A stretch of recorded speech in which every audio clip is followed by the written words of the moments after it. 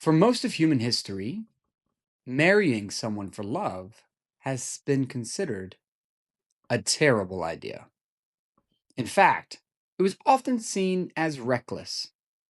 Now, today, that idea sounds almost absurd. So let's set a scene. It's a Friday night. Somewhere in the city, two people sit across from each other, pretending not to be nervous. Maybe they met on an app, maybe through friends, maybe they've been texting for weeks. They talk about music, travel, work, and quietly wonder, could this be something? Today, dating feels personal, emotional, sometimes awkward, sometimes magical. But just a few centuries ago? Nope. These two people probably would never have met because for most of human history, dating didn't exist. There were no first dates, no chemistry checks, no let's see where things go. Relationships were negotiated, often by parents who treated marriage less like a love story and more like a business transaction. Land was exchanged, wealth was protected, power was negotiated. Love, if it arrived at all, was expected to come much later. So, how did we get from marriages built on survival to relationships built on attraction? When did young people gain their freedom to choose their partners? And how did one controversial intervention permanently transform the way people fell in love? Because the story of dating isn't just about romance, it's about independence, technology, gender roles, economics. Every major shift in society quietly reshaped how people met, who they could love, and what they expected from a partner. And today, a new generation is rewriting the rules once again. So before we can understand where dating is headed, we have to go back and begin to see where it began. Your first crush wouldn't have mattered. Your parents were already negotiating your marriage. No butterflies, no choice, just an agreement discussed across a table by people twice your age. For much of history, marriage was not the final step of a love story, it was the opening move in a strategy. Across medieval Europe, families treated marriage like infrastructure, something that secured the future. A daughter might marry into land, a son might marry into power. Two rival families could become allies overnight. Love was unpredictable, contracts were reliable. This wasn't just for royalty. Even among the lower class citizens, the logic looked different, but the stakes were just as high. Survival often depended on partnership. Farming required labor, households required cooperation, children increased the odds that the family line would endure. That doesn't mean affection never existed, but it was often expected to grow after the wedding, not before it.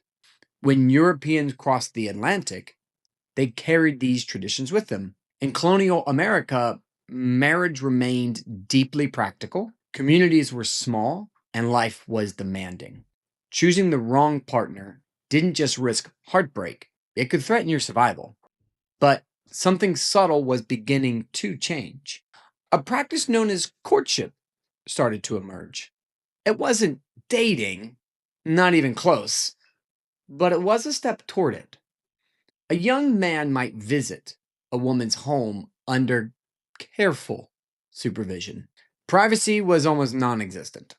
Some couples were even required to place a wooden board between them in bed, specifically designed to prevent touching. Romantic? Debatable. Yet, beneath all the rules, something new was taking root. For the very first time, young people were allowed, cautiously, to participate in choosing their partner. Not freely and certainly not fully, but the idea had entered society. And once the idea of marrying for more than survival appears, it becomes very hard to contain. By the late 1800s, the world was transforming faster than anyone could have imagined. Factories roared, cities were swelling, millions left home not to marry, but to go to work. And for the first time in history, young people earned their own wages, and money brings freedom. And freedom invites choice. In growing cities, young people were suddenly meeting strangers, coworkers, neighbors, someone across the dance floor. Their parents didn't arrange these encounters. Attraction had room to lead. And around the early 1900s, a word began circulating, one older generations often viewed very suspiciously: dating. To some, it felt thrilling, while to others, it was still incredibly scandalous. And then came the invention that would permanently change romance: the automobile. Yep. Before cars, courtship unfolded in living rooms and on front porches, under watchful eyes. But a car could take you anywhere. Privacy was no longer granted by parents, it was created by distance. For young people, the automobile didn't just provide transportation, it created possibilities. In the 1920s, dating wasn't rebellion anymore, it was becoming tradition. Romance was detaching itself from the family negotiation and attaching itself to personal chemistry. For the first time, marriage was starting to look less like a merger and more like two people choosing a partnership. After the uncertainty of the Great Depression and World War II, many people craved stability. That's where the term going steady began to get popular. It gave a sense of stability in relationships. Relationships followed a familiar script. You date, you commit, you get married, you build a life. Predictable, aspirational, safe. It felt permanent until a technological revolution arrived, and with it, ushering in an entire new dating world onto the screen. By the early 2000s, finding love no longer required leaving your house. Suddenly, your next relationship could be waiting behind a screen. Online platforms promised compatibility through algorithms. But smartphones, that's what really changed everything. With a single swipe right for interest or left for pass, meeting someone became nearly instantaneous. But the data revealed something unexpected. On many dating apps, men swipe right far more often, nearly half of the profiles they see. Women tend to swipe right far less, sometimes closer to 1 out of every 7 profiles they see. The result? The average man had to swipe dozens of times more to receive a single match, while women were often finding themselves sorting through an overwhelming number of matches. For some, it can feel like an endless opportunity. For others, endless rejection. Dating apps expanded our options well beyond anything previous generations could have ever imagined. Yet, psychologists have long observed a strange pattern. When choices become endless, satisfaction often becomes harder to achieve. Why invest deeply when someone better might be just one swipe away? The idea of what if it's this person, or what if it's that person, or what if the next one becomes an insatiable appetite in the dating world when you can just keep swiping left or swiping right time after time. When the list is endless, finding the right option feels impossible. Raised on smartphones and social media, Gen Z is the first generation to grow up fully inside the digital dating world. In many ways, they're approaching relationships very differently. One of the biggest shifts is intentionality. Instead of dating simply because it's expected, many are asking deeper questions. Does this relationship support my mental health? Do our values align? Can I fully see myself with this person? Compatibility is no longer a bonus. It's become a baseline.